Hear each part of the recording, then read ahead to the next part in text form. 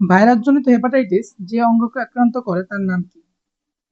প্রশ্নটি মেডিকেল ভর্তি পরীক্ষা 2025-26 একটি প্রশ্ন। আমরা এখন এই টপিক থেকে পরবর্তীতে ভর্তি পরীক্ষা আসার মতো যা যা প্রশ্ন আছে সেগুলো নিয়ে আলোচনা করব।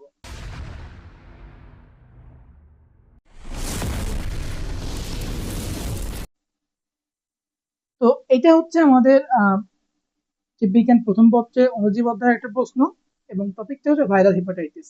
তো আজকে আমরা ভাইরাল হেপাটাইটিস নিয়ে আলোচনা করবো, এখান থেকে পরবর্তীতে আর কি কি প্রশ্ন আসতে পারে। তো আমরা দেখি এখন হেপাটাইটিস। বায়োলজিতে আমাদের হেপাটো বা হেপাটিক এই রিলেটেড কোনো শব্দ থাকলে সেটাকে বুঝবো আমরা যকৃৎ বা লিভার। হেপাটিক থাকলে হচ্ছে যকৃৎ বা লিভার। আর কোনো কিছু লাস্টে টিস বা আইটিস থাকলে তার মানে হচ্ছে প্রবাহ, তার মানে হচ্ছে প্রদাহ। অর্থাৎ আমাদের যকৃৎ বা লিভারের যে প্রদাহ এটাকেই বলা হয় হচ্ছে হেপাটাইটিস। যকৃৎ বা লিভারের প্রদাহকে বলা হয় হেপাটাইটিস।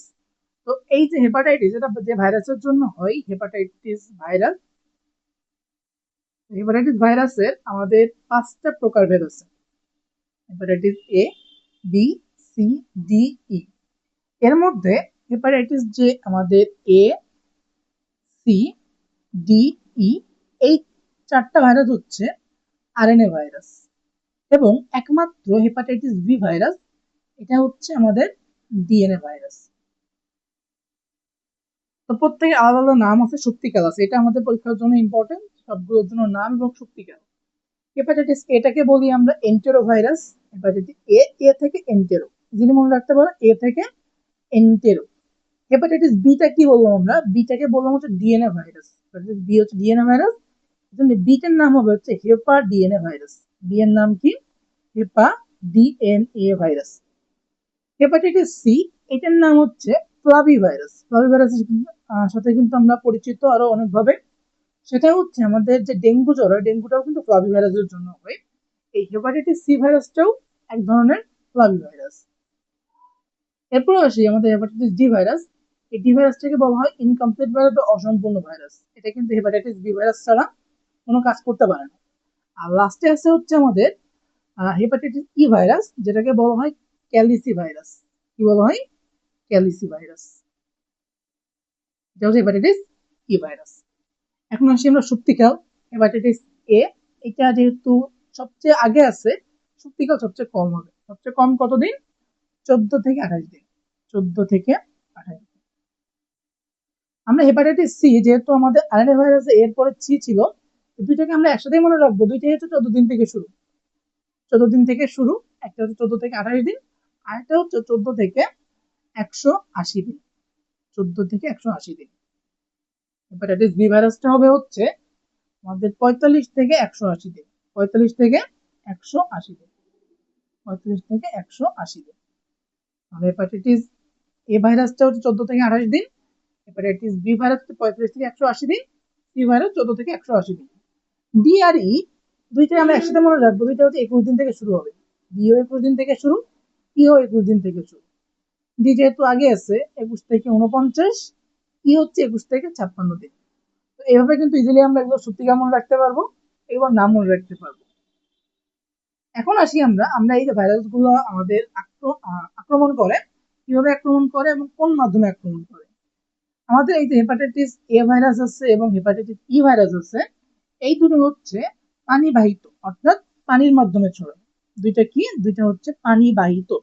এটা কিন্তু বিগত বছরে আমাদের ম্যাথ কোশ্চেন।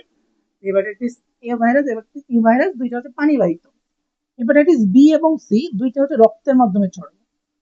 দুইটা হচ্ছে রক্তের মাধ্যমে ছড়ায়। রক্তের মাধ্যমে ছড়ায়। মাধ্যমে ছড়ায়। এবং যেহেতু আমরা বললাম হেপাটাইটিস বি ভাইরাস একমাত্র হেপাটাইটিস ভাইরাস যেটা ডিএনএ ভাইরাস সমৃদ্ধ, এই জন্য এই হেপাটাইটিস বি ভাইরাস যেটা, এটা কিন্তু মোস্ট কমন। সবচেয়ে বেশি আক্রমণ করে কোনটা? Hepatitis B virus. এটা হচ্ছে মোস্ট কমন ভাইরাস। এবং আরেকটা জিনিস তোমরা খেয়াল করবা যে হেপাটাইটিস সি ভাইরাস যেটা, তারা কিন্তু শক্তিকাল অনেক বেশি আছে। হেপাটাইটিস সি ভাইরাসের শক্তিকাল অনেক বেশি, যেটা হচ্ছে প্রায় আমাদের 14 থেকে 180 দিন পর্যন্ত। তাহলে কি এটা অনেকদিন আমাদের দেহকে আক্রমণ করার পর দেহকে অনেকটা অসুস্থ করে, তারপর কিন্তু প্রকাশ পাবে। এই জন্য এই হেপাটাইটিস সি ভাইরাসটাকে বলা হয় সাইলেন্ট কিলার বা তুষের আগুন, সাইলেন্ট কিলার বা নীরব ঘাতক বা তুষের আগুন, সাইলেন্ট কিলার বা নীরব ঘাতক বা তুষের আগুন, নীরব ঘাতক বা তুষের আগুন, তুষের আগুন। এবং আমরা এই যে দুটাকে মেনশন করলাম বেশি করে, আমরা যে দুটাকে বেশি করে মেনশন করলাম, আমাদের হেপাটাইটিস বি এবং সি ভাইরাস, হেপাটাইটিস বি এবং সি ভাইরাস এই দুইটা হচ্ছে লিভার ক্যান্সারের জন্য দায়ী। লিভার ক্যান্সার কিসের মাধ্যমে হয় বা কোন ভাইরাস দিয়ে হয়? হেপাটাইটিস বি এবং সি ভাইরাস। এখান থেকেও আমাদের অপশনে যদি দুইটাই থাকে, তবে আমরা ফার্স্ট প্রায়োরিটি হিসেবে হেপাটাইটিস বি ভাইরাস থেকে লাগাবো। লিভার ক্যান্সারের জন্য হেপাটাইটিস বি ভাইরাস এবং সি ভাইরাস দায়ী। যদি আমাদের এখান থেকে আরো বেশি স্পেসিফিক বলে, তাহলে হেপাটাইটিস বি ভাইরাসটা হচ্ছে আমাদের ক্যান্সারের জন্য, লিভার ক্যান্সারের জন্য দায়ী। এখন আসি আমরা মোটামুটি আমাদের এখান থেকে যে এমসিকিউ গুলো আসার মতো আমরা সলভ করছি।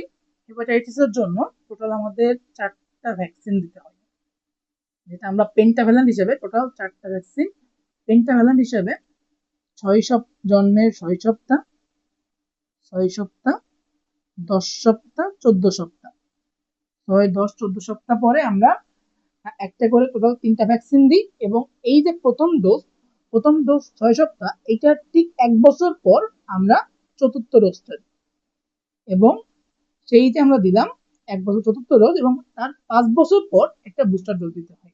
নর্মাল ডোজ 4টা, 6, 10, 14 সপ্তাহে, এবং 1 বছর পরে একটা ডোজ দিব, এবং এটার বুস্টার ডোজ দেওয়া হয় 5 বছর পরে।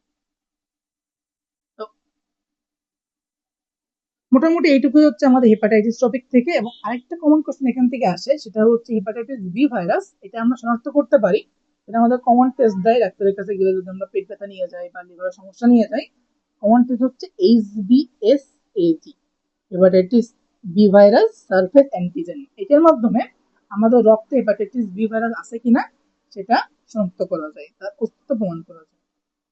তো এই পর্যন্ত হচ্ছে আমাদের আজকে এই টপিকটা, ভাইরাল হেপাটাইটিস। যারা প্রথম থেকে দেখছো তোমরা কোশ্চেন করবা, এবং এর বাইরে আমাদের কিন্তু এই টপিক থেকে কোনো কোশ্চেন আসার মতো নাই। আমরা খুব শীঘ্রই পরবর্তীতে নতুন কোনো টপিক নিয়ে, নতুন কোনো কোশ্চেন নিয়ে অ্যানালাইসিস করার জন্য চলে আসতেছি।